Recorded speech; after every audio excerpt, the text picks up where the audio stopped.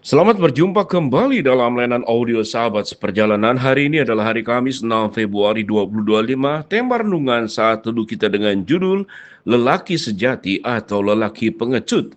Firman Tuhan terambil dalam Yohanes pasal 18 ayat yang pertama sampai ke-11. Saya bacakan ayat yang pertama sampai dengan ketiga. Setelah Yesus mengatakan semuanya itu, keluarlah ia dari situ bersama-sama dengan murid-muridnya dan mereka pergi ke seberang sungai Kidron. Di situ ada suatu taman dan ia masuk ke taman itu bersama-sama dengan murid-muridnya. Yudas yang mengkhianati Yesus tahu juga tempat itu karena Yesus sering berkumpul di situ dengan murid-muridnya. Maka datanglah Yudas itu juga ke situ dengan sepasukan prajurit dan penjaga-penjaga bait Allah yang disuruh oleh imam-imam kepala dan orang-orang Farisi, lengkap dengan lentera, suluh dan senjata. Mari kita berdoa. Bapa dalam surga, biarlah kami boleh belajar tentang lelaki sejati atau lelaki pengecut, dan kami belajar dari Tuhan yang kami sembah. Dalam nama Tuhan Yesus kami berdoa, amin. Shalom sahabat seperjalanan yang dikasihi Tuhan. Lelaki sejati atau lelaki pengecut juga sesungguhnya berlaku juga untuk gender yang lain, yaitu wanita. Wanita sejati atau wanita pengecut. Manusia bisa memilih menjadi pribadi yang sejati atau menjadi pribadi yang pengecut. Dalam Yohanes 18 ayat yang pertama sampai dengan ke-11 kita melihat satu pribadi yang mewakili sebagai pribadi yang sejati, satu pribadi yang mewakili sebagai pribadi pengecut. Kita tahu dengan jelas yang mana jawabannya. Jawabannya tentu pria sejati, lelaki sejati adalah Yesus, dan lelaki pengecut itu adalah Yudas Iskariot. Jabaran daripada pengecut kita bisa masukkan pengkhianat, menjual Tuhan, aji mumpung, mencari kesempatan dalam kesempitan, memakai jabatan dengan cara salah, itulah Yudas. Jadi kalau koruptor itu bisa digambarkan dengan Yudas, kalau pengkhianat itu bisa digambarkan dengan Yudas. Kalau kemudian dikatakan ya, kacang lupa kulitnya, ada juga kacang makan kulitnya, itu juga adalah Yudas.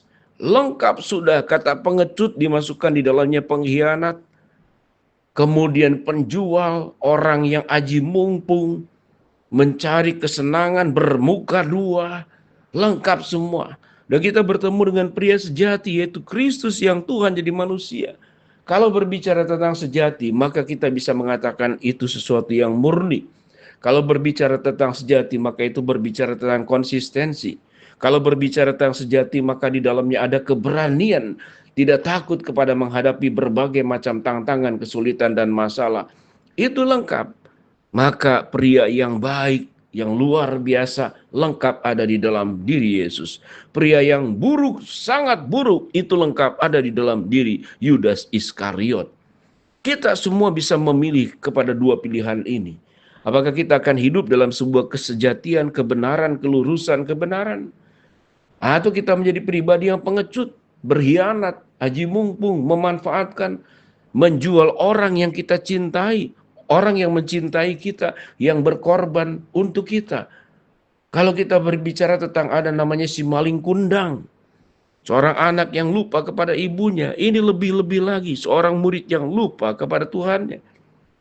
Bayangkan, ayat yang pertama dikatakan, setelah Yesus mengatakan semuanya itu, keluarlah ia dari situ bersama-sama dengan murid-muridnya dan mereka pergi ke seberang Kidron. Di situ ada taman dan ia masuk ke dalam taman itu bersama-sama dengan murid-muridnya. Kita bertemu dengan tempat yang namanya taman. Kesukaan Yesus tatkala berdoa, bercakap-cakap itu di taman. Maka taman menjadi tempat yang kudus. Taman menjadi tempat untuk perenungan. Taman menjadi tempat di mana sebuah penyerahan hidup itu diserahkan kepada Tuhan. Di taman itu Yesus sebagai pria sejati. Tapi di taman yang sama kita bertemu, taman itu adalah tempat untuk berkhianat, tempat untuk menjual Tuhannya, tempat menjadikan uang itu lebih tinggi daripada segala sesuatu dan dia berkhianat. Tempat mungkin melakukan sebuah penumpahan darah. Tempat untuk menjual orang yang justru memberikan seluruh hidupnya untuk setiap kita masing-masing. Kalau berbicara taman adalah tempat, kita melihat juga tentang rumah. Rumah sesungguhnya juga adalah seperti sebuah taman, tempat yang siogianya menyenangkan. Maka di dalam rumah kita akan bertemu pribadi-pribadi yang sejati atau pribadi-pribadi pengecut, pribadi-pribadi pengkhianat. Sebuah rumah itu mungkin sederhana, tetapi di dalamnya penuh dengan kasih sayang, saling menerima, saling mengasihi, saling mendukung, saling menopang, saling melengkapi. Maka rumah menjadi sangat indah. Rumah menjadi taman yang indah. Tetapi rumah bisa menjadi sesuatu yang sangat menakutkan. Menjadi tempat bertengkar, menunjukkan sikap-sikap egois, mendominasi, tidak bisa saling menghargai. Terjadi kekerasan dalam rumah tangga. Maka sesungguhnya bukan di mana tempat kita hadir, tetapi hati apa yang kita bawa. Yesus membawa hatinya untuk mengasihi, mengampuni, dan menyelamatkan. Yudas Iskariot membawa hatinya untuk menjual Tuhannya, untuk berkhianat, untuk menunjukkan sebuah sikap pengecut yang sangat sempurna yang ada di dalam diri Yudas. Untuk hanya uang satu jumlah tertentu, dia hianati guru yang mencintainya. Dia hianati Tuhan yang mengasihinya. Sahabat seperjalanan, sampai titik ini, marilah kita belajar apa yang dilakukan oleh Tuhan Yesus. Lalu di dalam ayat-ayat berikut di mana dikatakan, lalu Simon Petrus membawa pedang, menghunus pedang itu, menetapkan kepada hamba imam besar itu, memutuskan telinga kanannya. Nama hamba itu Malkus. Kalau Yesus bukan pria sejati, Simon lanjutkan, jangan hanya telinganya. Yang lainnya, kalau bisa bunuh saja itu yang namanya imam besar. Tetapi apa sikap daripada pria sejati? Yang dikatakan kata Yesus kepada Petrus, sarungkanlah pedangmu itu. Bukankah aku harus minum cawan yang diberikan Bapa kepada aku?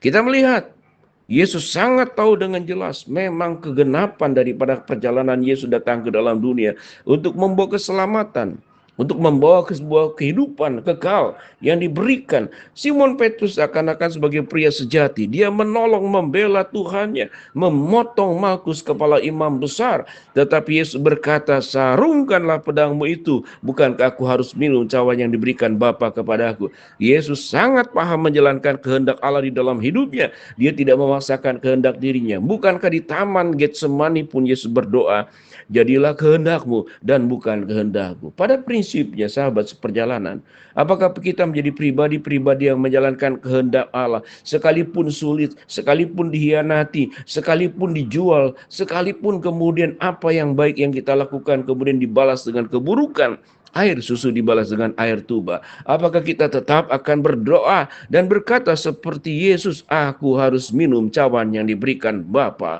kepadaku? Yesus melakukan semuanya itu dengan sebuah konsistensi karena pribadinya adalah pribadi yang sejati. Sahabat seperjalanan, siapakah dirimu? Engkau suami, engkau istri, engkau mertua, engkau menantu, engkau oma, opa, engkau anak, engkau cucu, engkau majikan, engkau pegawai, engkau pendidik, guru. Apa engkau sebagai siswa mahasiswa atau engkau sebagai pelayan-pelayan Allah, sebagai rohaniawan sekalipun? Kita bisa menjadi pribadi pengecut seperti Yudas Iskariot, dan kita bisa menjadi pribadi sejati seperti Yesus. Sebuah pilihan hidup. Apakah kita akan hidup dalam sebuah sikap hidup yang kesejatian atau sebuah sikap hidup yang hidup dalam kepengecutan? Pilihan hidup itu sangat ditentukan. Kita mau memilih mana? Seperti Adam dan Hawa, memilih taat kepada Allah atau kepada iblis. Itu pilihan pun disediakan buat kita. Mari kita berdoa. Bapa dalam surga, terima kasih buat kebenaran firman Allah yang kami pelajari. Hamba berdoa buat sahabat seperjalanan yang sakit.